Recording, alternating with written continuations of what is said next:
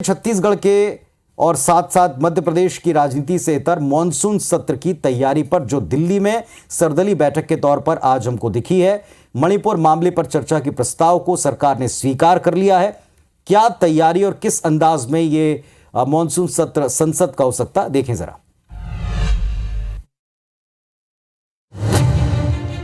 20 जुलाई को शुरू होने वाले संसद के मॉनसून सत्र के एक दिन पहले केंद्र सरकार ने ऑल पार्टी मीटिंग बुलाई। पुरानी संसद की लाइब्रेरी में हो रही इस मीटिंग की अध्यक्षता रक्षा मंत्री राजनाथ सिंह ने की। विपक्ष ने सेशन के दौरान मणिपुर हिंसा पर चर्चा कराने की मांग की, जिस पर सरकार तैयार हो गई।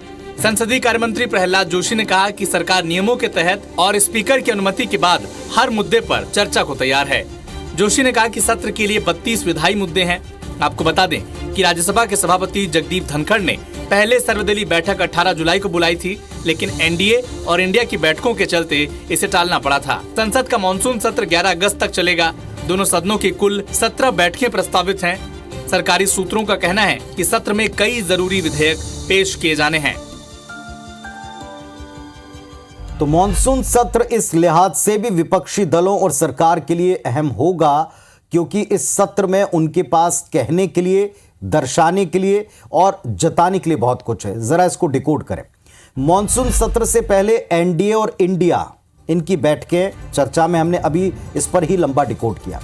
एकता का सत्र इस टेस्ट में ही शुरू हो जाता है। जो दल जिस पक्ष के साथ खड़ा है, क्या वाकई सदन के भीतर भी वही खड़ा है? क्योंकि कई प्रमुख विधेयकों के अलावा दिल्ली में अधिकारियों के ट्रांसफर और पोस्टिंग के अधिकार से जुड़ा बिल सदन में पेश होगा और पूरा विपक्ष साथ आ गया तो सदन में हंगामा तय है। अरविंद केजरीवाल तो पहली मीटिंग से कह चुके हैं कि विपक्ष अगर इस मामले में उनका साथ नहीं देगा, स्पेशली कांग्रेस, तो वो किसी भी विपक्षी गठबंधन का हिस्सा नहीं हो सकते। हालांकि बाद में इससे पीछे हटते हुए उन्होंने पटना की मीटिंग में शामिल होकर एक अपना नरमी भरा रवैया भी दिखाया।